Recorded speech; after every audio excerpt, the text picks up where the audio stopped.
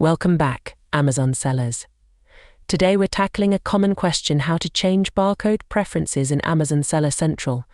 Whether you're updating your barcode settings for better inventory management or optimizing your listings, we've got you covered. Let's dive in. To begin, log in to your Amazon Seller Central account. Hover over the Settings tab in the top right corner and select Fulfillment by Amazon from the drop-down menu. Find Barcode Preferences on the Fulfillment by Amazon Settings page. Locate the Barcode Preference section.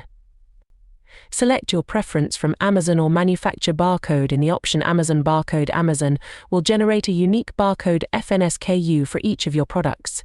You can also select manufacturer barcode. Thoroughly review your settings and click Save Changes at the bottom of the page.